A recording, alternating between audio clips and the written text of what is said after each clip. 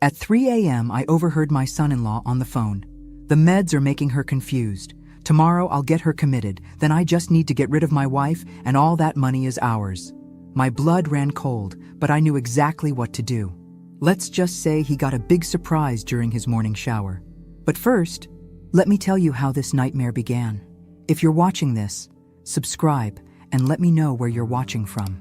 3 months ago, my world started crumbling when Dr. Morrison prescribed new blood pressure medication.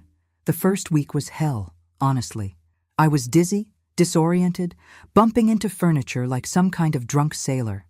I'd put my coffee cup down and forget where I'd left it 5 minutes later. I couldn't remember if I'd locked the front door or turned off the stove. Normal adjustment period, Dr. Morrison assured me, but my son-in-law Brandon saw golden opportunity dancing before his greedy little eyes. Mom's really declining fast, he told my daughter Sarah over dinner that first night, his voice dripping with perfectly practiced concern. Maybe we should start researching memory care facilities before this gets worse. I was sitting right there at the kitchen table, mind you, but apparently I'd become invisible. Just another piece of furniture he needed to dispose of. Sarah, bless her trusting heart, looked genuinely worried as she glanced between Brandon and me. "Do you really think it's that serious already?" she asked, reaching over to squeeze my hand. "Mom's always been so sharp. These cognitive declines can progress incredibly quickly at her age," Brandon replied, cutting his perfectly grilled steak with surgical precision. The man even ate like a sociopath. "We need to be proactive about this situation. Waiting too long could put everyone at risk." The medication side effects leveled out completely after 2 weeks, exactly like Dr. Morrison had predicted. But Brandon's systematic campaign against my sanity was just getting started. He began documenting everything, creating incidents out of thin air, building his case with the methodical patience of a true predator. "Margaret forgot to turn off the stove again," he'd announced to Sarah when she came home from her 12-hour nursing shifts, even though I hadn't used the stove that day. "Found her wandering around the backyard in her nightgown at 2 in the morning, he'd report with deep concern, when I'd simply gone outside to check on my prize-winning roses. Sarah worked brutal hours at the hospital, pulling double shifts to cover for understaffed departments. She'd come home exhausted, emotionally drained from dealing with sick patients and their families all day. She was the perfect target for Brandon's manipulation because she trusted her husband completely and didn't have the energy to verify his stories. Every evening became the same routine. Brandon would greet Sarah at the door with fresh reports of my latest incidents, rubbing her shoulders while she unwound from another hellish day. "I'm getting really worried about leaving her alone during the day," he'd say, his voice heavy with fake burden. "What if she falls down the stairs? What if she forgets to lock the doors and someone breaks in? What if she starts a fire?" My daughter, God love her naive soul, believed every single word. She started watching me with those careful, pitying looks that adult children give aging parents when they're planning to ship them off somewhere. The same exact look I'd once given my own mother before Alzheimer's actually took her mind. But here's what Brandon didn't realize. I wasn't declining at all. I was paying very close attention to everything happening around me. And late Tuesday night, when he thought I was safely unconscious upstairs, I discovered exactly what kind of monster my daughter had married. The old house creaked and groaned as I crept down the stairs at 2:47 a.m., my bladder demanding immediate attention despite every instinct telling me to stay hidden in my bedroom. That's when I heard Brandon's voice drifting from the kitchen, low and urgent, like he was sharing state secrets. "She's positioned exactly where we need her to be right now," he was saying into his phone. "Confused enough that nobody will question the commitment papers when we file them, but still mentally competent enough to sign legal documents if we time this whole thing perfectly." I pressed myself against the hallway wall, my heart hammering so violently I was certain he'd hear it echoing through the house. 38 years of marriage to my late husband Frank had taught me the crucial difference between when to listen carefully and when to speak up. This was definitely a shut up and listen moment. "The commitment hearing is already scheduled for Thursday morning," Brandon continued, his voice filled with the kind of satisfaction that made my skin crawl. "Dr. Peterson owes me a substantial favor from our medical school days. He's agreed to testify that she's become a clear danger to herself and others. Once she's officially declared mentally incompetent, I can petition the court for complete power of attorney over all her financial assets. There was a long pause, while whoever he was talking to responded. I could hear the faint sound of another voice through the phone, but couldn't make out the words. Sarah? Brandon actually laughed, and the sound was like fingernails on a chalkboard. Poor Sarah will be absolutely devastated at first, of course, but she'll get over it eventually, especially when she realizes we're finally free from this burden. No more confused elderly woman shuffling around our house in her bathrobe. No more constant worry about what crazy, dangerous thing she might do next. Another pause. Longer this time. The life insurance policy alone is worth $2.3 million. Plus, her personal savings account and the house, which Frank apparently left entirely to her. Turns out the old cop was much better with money than anyone realized. Poor naive Sarah has absolutely no idea how wealthy her mother actually is. My legs nearly buckled underneath me. Frank and I had been extremely careful with our finances over the years, living modestly and investing wisely, but I'd never shared the full extent of our nest egg with Sarah. We'd always planned to leave her everything, but we wanted her to build her own life first, not depend on inheritance money. Once Margaret's permanently out of the picture, we can finally start the life we've always dreamed about, Brandon continued. Travel the world, buy that beach house in Florida you keep talking about. Live like the wealthy couple we're meant to be. Sarah's too soft-hearted and sentimental to ever put her own mother away herself. But once the decision's been made for her, she'll eventually see it was absolutely for the best. The casual, matter-of-fact way he discussed my death sent ice through my veins. This wasn't just about stealing my money, though that was clearly his primary motivation.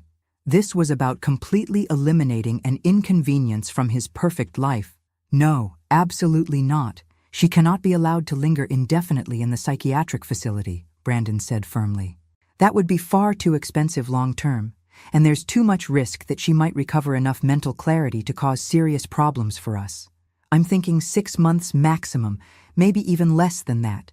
These places are absolutely notorious for medication errors, accidental falls, sudden unexplained declines in elderly patients. Tragic and heartbreaking, but definitely not suspicious to outside observers. I'd heard more than enough. My son-in-law was methodically planning to murder me, and he was using my own beloved daughter as his unwitting accomplice in the scheme. I somehow made it back to my bedroom without incident, but sleep was absolutely impossible after what I'd overheard. Instead, I lay in bed staring at the ceiling, my mind racing as I formulated a plan.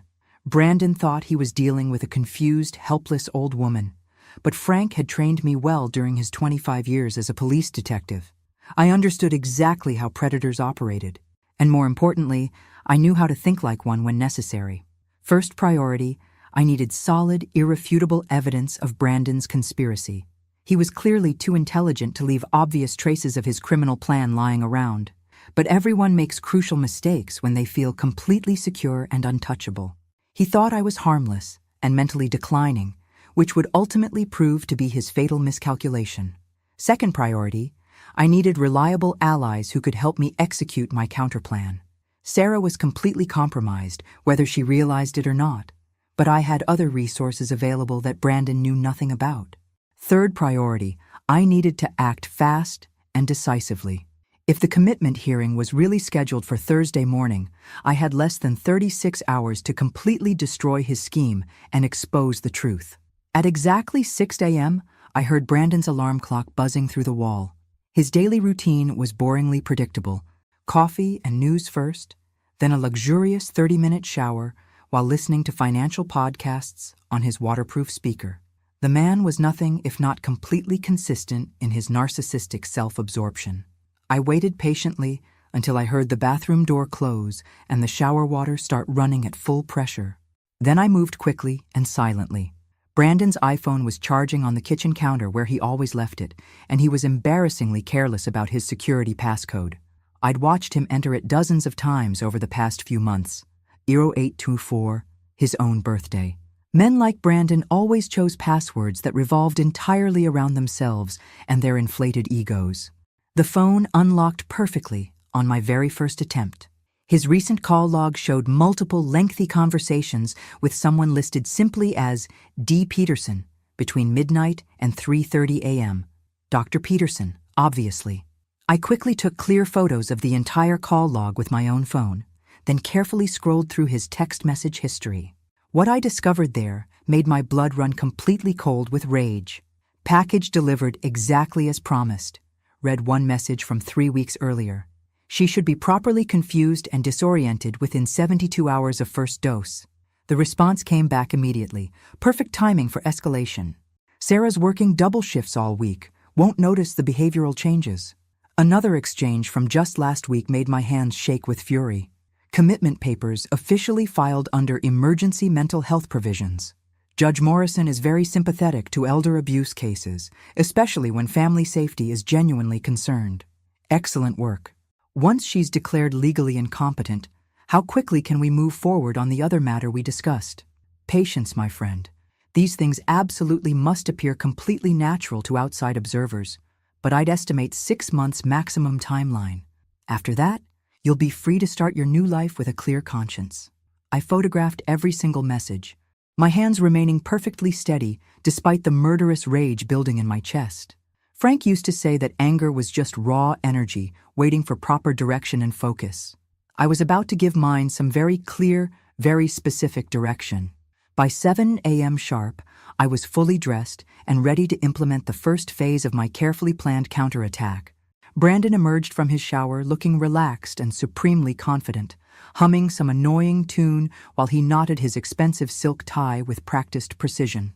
"Good morning, Margaret," he said with that sickeningly fake smile I'd grown to absolutely despise. "How are you feeling today? Any more confusion or disorientation?"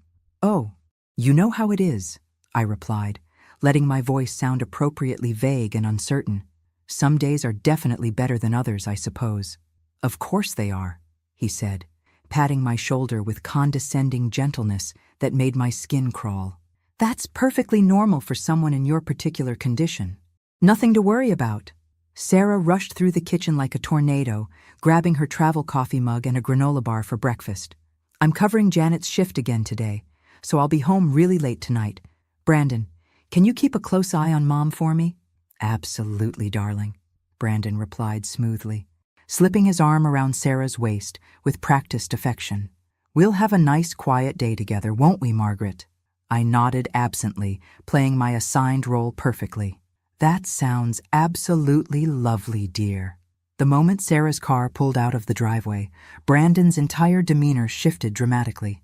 The fake warmth and concern disappeared instantly, replaced by cold, calculating assessment. "Margaret, we really need to have a serious discussion about your future living arrangements," he said, settling across from me at the kitchen table with businesslike efficiency. "Sarah and I have been talking extensively, and we both think it's definitely time to explore some better options for your ongoing care and supervision."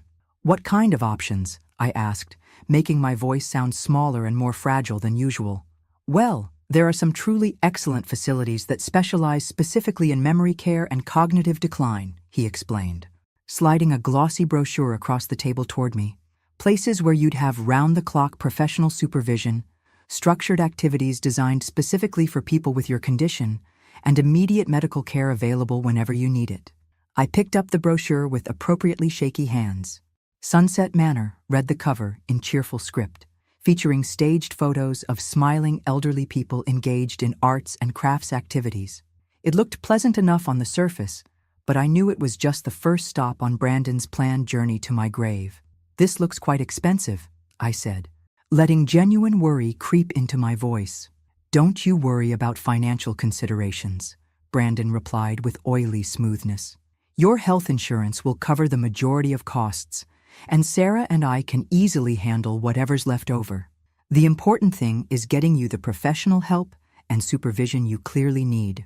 I studied the brochure more carefully, noting the admission requirements listed in small print on the back page.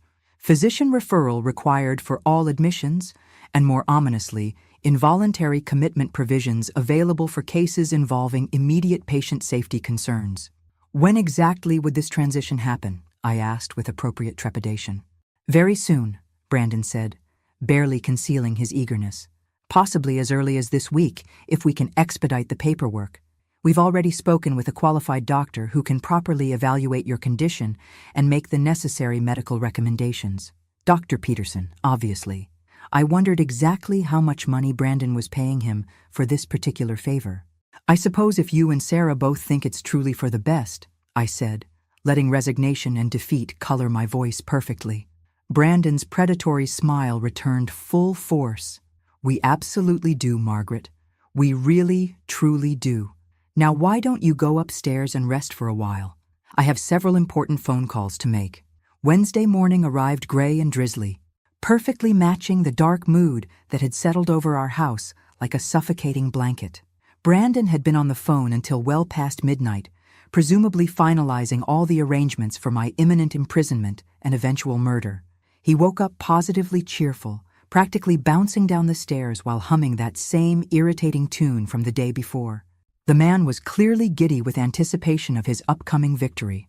"What a beautiful day," he announced brightly, though anyone with working eyes could see it was absolutely miserable outside with dark storm clouds gathering. "If you say so, dear," I replied, maintaining my confused elderly woman act flawlessly. Brandon poured himself coffee from the expensive machine he'd insisted we needed, then checked his phone messages with obvious satisfaction. His fingers moved quickly across the screen, probably confirming final details with his co-conspirators. "I have several important errands to run this morning," he announced, without looking up from his phone. "But I should definitely be back by lunchtime. Will you be perfectly all right here, alone for a few hours?" "I think so," I said with appropriate uncertainty, "though I do get confused sometimes about what I'm supposed to be doing during the day." "Of course you do," he said absently, his mind already focused elsewhere. "Just rest comfortably, Margaret. Don't worry yourself about anything important." The moment Brandon's car disappeared around the corner, I moved into action with military precision. I had perhaps 3 hours before he returned, and I needed to use every single minute efficiently. My first stop was First National Bank, where Frank and I had maintained our primary accounts for over 30 years. But what Brandon didn't know was that Frank had always insisted on maintaining backup accounts at multiple different institutions, a habit that had seemed unnecessarily paranoid at the time but was proving absolutely invaluable now. I transferred substantial funds between accounts, established new accounts with completely different access codes, and arranged for automatic bill payments to ensure my financial obligations would continue being met regardless of what happened to me personally. My second stop was much more important, meeting with Detective Ray Collins, Frank's former partner, who had retired 2 years ago but remained sharp as a razor at 72 years old. "Maggie Walsh," Ray said when I walked into the coffee shop where we'd arranged to meet privately. "You look like absolute hell. What's wrong?" I'd known Ray would cut straight to the heart of the matter without wasting time on pleasantries. He and Frank had been partners for 15 years, and he'd never been one for unnecessary small talk or social niceties. "I need help, Ray," I said without preamble. "Someone is actively trying to kill me, and I need to stop them before they succeed." Ray's expression didn't change visibly, but I saw his entire posture shift into alert, professional mode. "Tell me absolutely everything from the beginning." I laid out the complete story systematically, showing him the clear photos of Brandon's incriminating text messages and suspicious call logs. Ray listened without interruption, occasionally asking for clarification on specific timing or crucial details. "Son of a bitch," he said quietly when I finished my account. "Frank would have absolutely crucified this bastard." "Frank's not here to help me," I said simply. "But I am, and I'm definitely not going down without one hell of a fight." Ray grinned suddenly, and for a moment I saw the young, aggressive detective who'd been Frank's closest friend and most trusted backup. "What exactly do you need from me?" "I need this bastard caught completely red-handed with irrefutable evidence," I said. "But more importantly than that, I need Sarah to see with her own eyes exactly who she really married." Thursday morning, the day of my supposedly inevitable commitment hearing, dawned bright and clear with brilliant sunshine streaming through our kitchen windows. Brandon was practically vibrating with barely contained excitement as he prepared for what he obviously believed would be his complete and total victory. "Today's a very big day for everyone," he told me over breakfast, his fake concern barely concealing his obvious eagerness to be rid of me permanently. "We're finally going to get you the professional help and supervision you desperately need." "I'm honestly quite frightened," I said, letting my voice tremble convincingly. "What if I don't like it there? What if the other patients are mean to me? You'll adjust to the new environment eventually, Brandon said dismissively, already mentally counting his anticipated windfall. Everyone does, given enough time and proper medication. His phone buzzed with an incoming message, and he glanced at the screen with obvious satisfaction. Dr. Peterson will meet us at the courthouse at exactly 10 o'clock. The whole process should be very straightforward and efficient. What Brandon had absolutely no way of knowing was that Ray had spent the previous evening making some very interesting phone calls of his own. Judge Morrison, it turned out, was an old friend from Frank's police days who had been extremely interested to hear about the highly suspicious circumstances surrounding this particular commitment petition. Dr. Peterson was about to have a very memorable morning that he'd probably spend the rest of his life regretting. "I really should shower and get properly dressed before we leave," Brandon announced, checking his expensive watch. "Important legal proceedings call for looking professional and respectable." "Of course, dear," I replied with perfect meekness. Brandon headed upstairs, whistling that same infuriating tune he'd been humming all week. I waited patiently until I heard the bathroom door close securely and the shower water start running at full pressure. Then I picked up my cell phone and sent a single, prearranged text message. "It's time to spring the trap." Within minutes, I heard multiple car doors slamming in our driveway. Ray had brought substantial backup, exactly as we'd carefully planned. But more importantly, he'd brought someone whose presence would change absolutely everything about Brandon's perfect morning. The doorbell rang, and I answered it with a smile that had absolutely nothing confused or frail about it whatsoever. "Good morning, Detective Morrison," I said warmly to the tall professional woman in the crisp police uniform. "And Detective Patterson. Thank you both so much for coming on such short notice." Ray stood behind them with his arms crossed, grinning like a wolf who'd just cornered his prey. "Just like the old days, Maggie, except this time you're running the entire operation." From upstairs, Brandon's voice called down cheerfully, "Margaret, who's at the front door?" "Just some old friends, dear," I called back sweetly. "Don't mind us at all." The shower was still running at full pressure. Brandon had absolutely no idea that his perfectly orchestrated morning was about to become something completely different than he'd planned. Detective Morrison checked her watch professionally.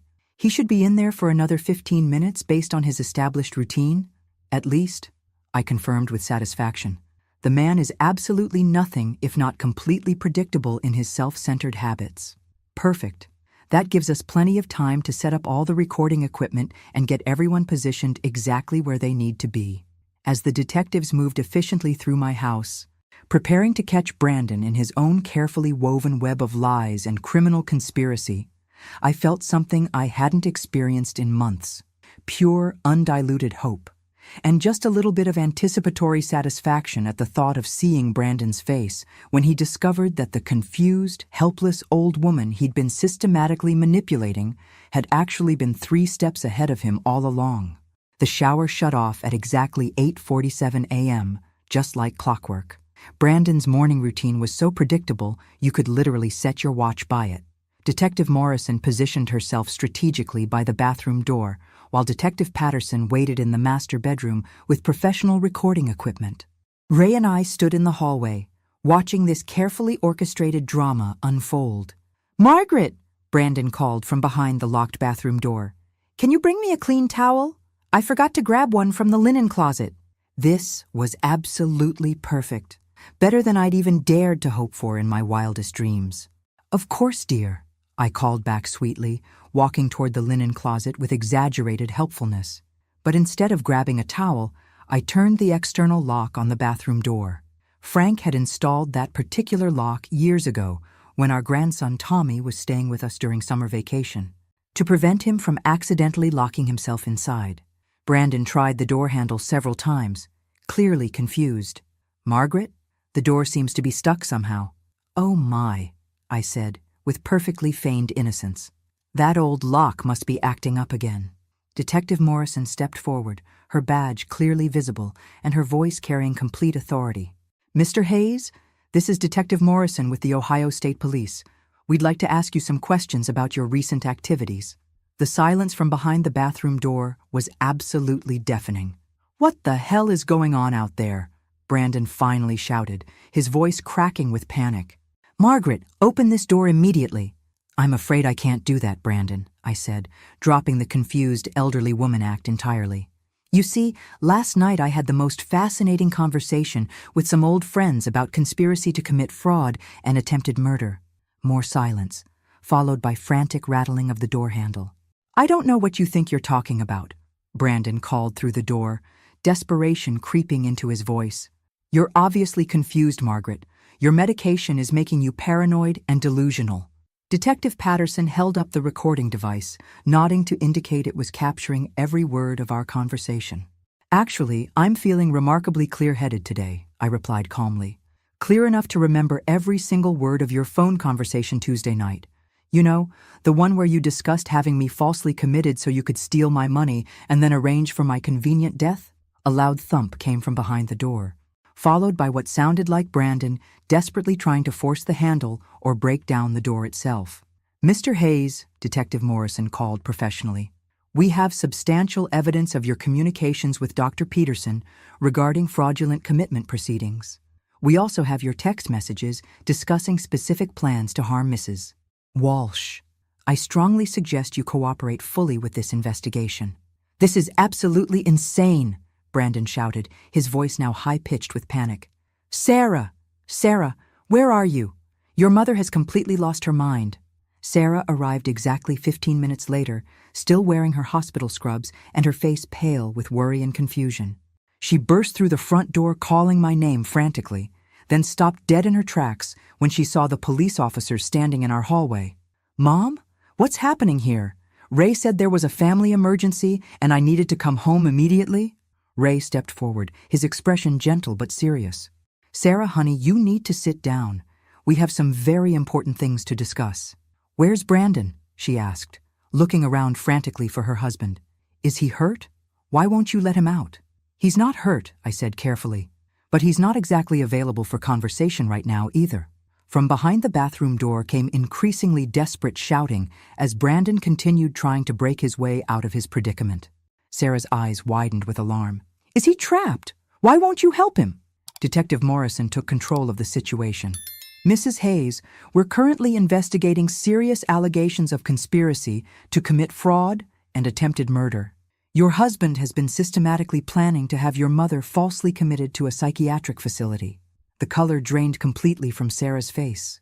"That's absolutely impossible. Brandon would never do anything like that. Mom needs professional help, yes, but he's been trying to find the best possible care for her." I sat down beside my daughter, taking her trembling hands in mine. "Sarah, sweetheart, I need you to listen very carefully to what I'm about to tell you. I'm not confused or declining mentally. I haven't been having any cognitive problems. Everything Brandon told you about my condition was a carefully constructed lie." "But I saw you myself," Sarah protested desperately. "You were forgetting things, getting disoriented, acting strangely. The first week only. When I was adjusting to new blood pressure medication," I explained patiently. "But after that adjustment period ended, I was completely fine. Brandon was creating false incidents, documenting things that never actually happened, systematically building a case to have me declared mentally incompetent." Detective Patterson handed Sarah a tablet, displaying clear screenshots of Brandon's incriminating text messages. "These are communications between your husband and Dr. Peterson, discussing detailed plans to falsify medical evaluations and expedite involuntary commitment proceedings." Sarah scrolled through the messages with shaking hands, her face growing paler with each revelation. I watched my daughter's entire world crumble as she read her husband's casual words about getting rid of the inconvenient old woman and starting their new life with my substantial inheritance money. "The life insurance policy," she whispered in horror. "He asked me about your life insurance last month, said we should know about your policies in case something unexpected happened to you." $2.3 million, I confirmed grimly, plus personal savings and the house. He'd clearly done his financial homework very thoroughly. From behind the bathroom door, Brandon's voice took on a desperately pleading tone. "Sarah, don't listen to any of them.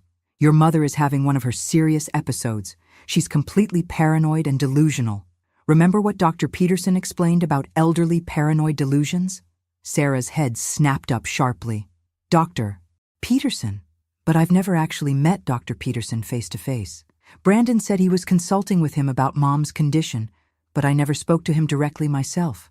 Because Brandon controlled absolutely every piece of information you received about my supposed mental decline, I said gently. Detective Morrison finally unlocked the bathroom door, and Brandon emerged wearing only a towel around his waist, his face flushed bright red with anger, panic, and humiliation. He immediately focused on Sarah, switching instantly to his most persuasive and manipulative tone. "Thank God you're finally here," he said, moving toward her with practiced desperation. "Your mother has completely lost touch with reality.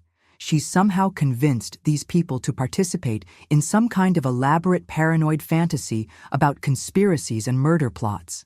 Sarah stood up slowly, the tablet containing his damning text messages still clutched in her trembling hands. "Brandon, I just finished reading your text messages. The ones about getting Mom committed, about accessing her money, about starting a new life together." Brandon's expression flickered momentarily, but he recovered with impressive speed. "Those messages are completely taken out of context, Sarah. I was simply discussing various options with Dr. Peterson, trying to find the best possible way to help your mother. Sometimes these difficult medical decisions require frank conversations about worst-case scenarios." "What about this specific message?" Sarah read directly from the tablet with a shaking voice. "Package delivered as promised. She should be properly confused within 72 hours. "What package were you referring to, Brandon?" The entire room went silent, except for the steady ticking of the grandfather clock in the hallway. Brandon's mouth opened and closed several times, but no words emerged. Detective Patterson stepped forward with additional evidence. "Mr. Hayes, we've already spoken with your pharmacy connections about the unauthorized medications you've been systematically adding to your mother-in-law's morning coffee. The mild sedatives mixed with her prescribed blood pressure medication explain her initial confusion and disorientation."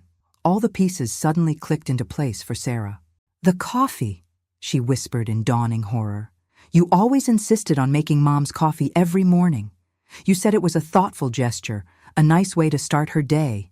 "Sarah, you have to understand the bigger picture here," Brandon said desperately, his towel slipping as he gestured frantically. "I was trying to help our entire family. Your mother was becoming an impossible burden on our marriage, on our future plans. We couldn't possibly build the life we wanted with her constantly needing care and attention." "A burden?" Sarah's voice was deadly quiet now. "My mother gave us the entire down payment for this house. She babysits whenever we need her to. She helps with groceries and utilities when money gets tight. How exactly is she a burden on our family?" "You work such incredibly long hours," Brandon continued desperately, his manipulation techniques working overtime. "You're exhausted constantly. Without her endless needs weighing you down, we could travel the world. We could start fresh somewhere beautiful. I was thinking entirely of your happiness and well-being." Sarah actually laughed, but there was absolutely no humor in the sound. "My happiness? You were systematically planning to murder my mother for my happiness?" "I never used the word murder," Brandon protested weakly.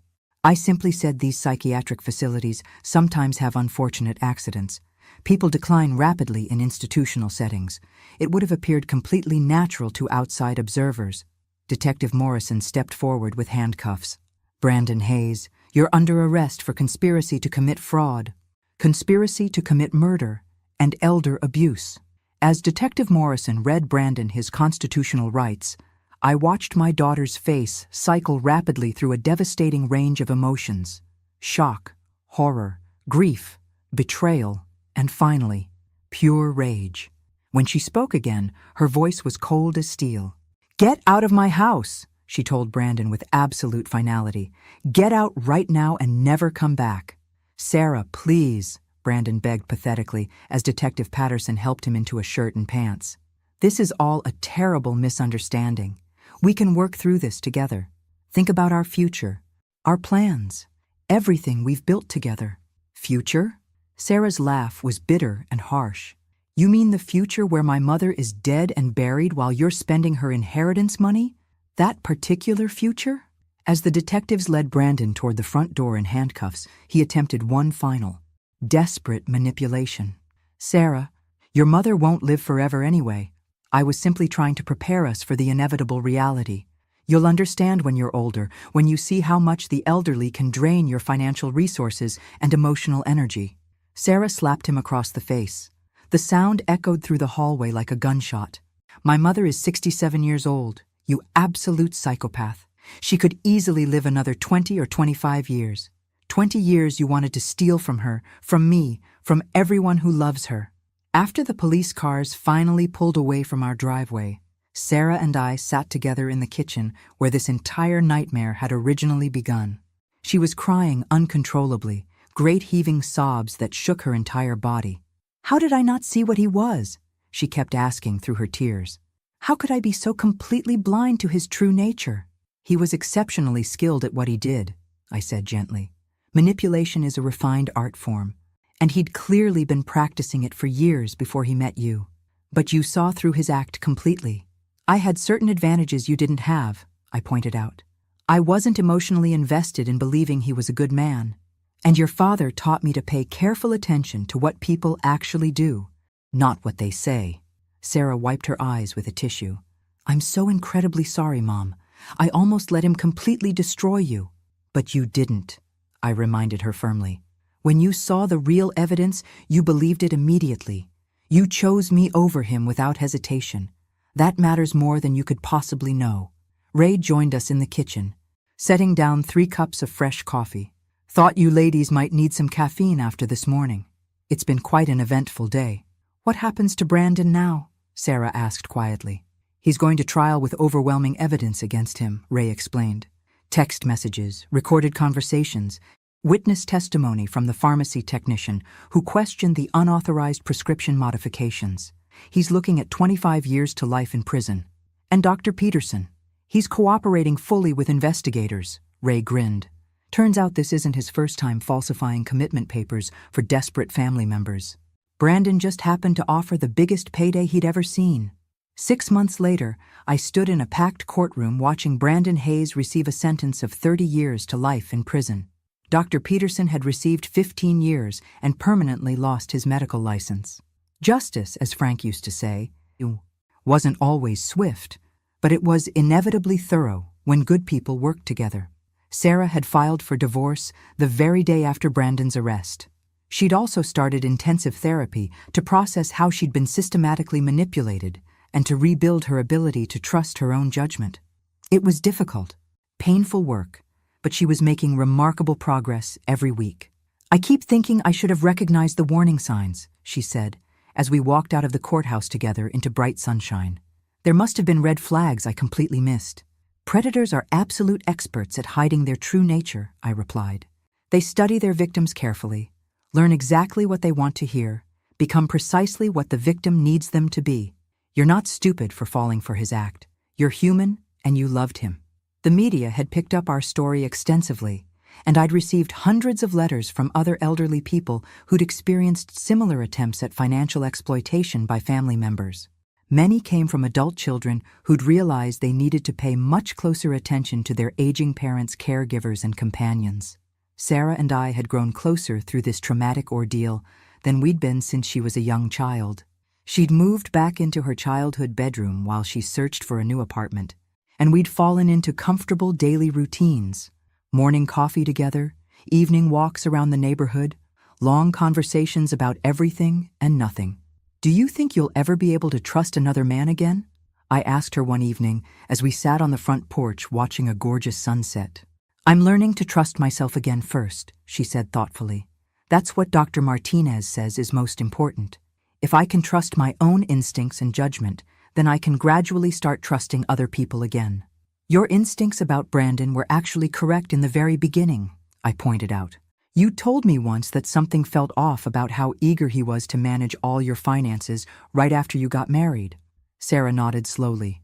But then he explained it so reasonably and logically, said he was naturally good with money and investments, that it made perfect sense for him to handle all the bills and financial planning. Made me feel silly and paranoid for questioning his motives. That's exactly how skilled manipulators operate. They make you doubt your own perfectly valid perceptions and instincts. We sat in comfortable silence for a while, watching neighbors walk their dogs and children play safely in their front yards. Normal, peaceful life, the kind Brandon had tried to steal from both of us. "Mom," Sarah said eventually. "Yes, sweetheart? Thank you for being smarter and stronger than he was." I laughed genuinely for the first time in months. "Honey, I've been dealing with manipulative, dangerous men since before you were born. Your father was one of the genuinely good ones, but he taught me to recognize and handle the bad ones effectively. Brandon made one absolutely crucial mistake." "What's that?" "He completely underestimated his target. He thought because I was elderly, I was automatically helpless and defenseless. He thought because I seemed confused initially, I was permanently stupid. He thought because I loved my family deeply, I'd sacrifice myself to avoid causing anyone pain or inconvenience. But you fought back harder than he ever expected." "Damn right I did, and I'd do it again in a heartbeat." I reached over and squeezed Sarah's hand firmly. "Nobody gets to steal our lives, sweetheart. Not without one hell of a fight." As the sun set over our quiet Ohio town, I felt something I hadn't experienced in many months. Complete, profound peace. Brandon was exactly where he belonged. Sarah was healing and growing stronger, and I was still here to watch my grandchildren grow up and build their own lives. Frank would have been incredibly proud. His wife hadn't gone down without putting up one spectacular fight, and sometimes, when good people work together, the good guys actually win. Thanks for listening. Don't forget to subscribe and feel free to share your story in the comments. Your voice matters.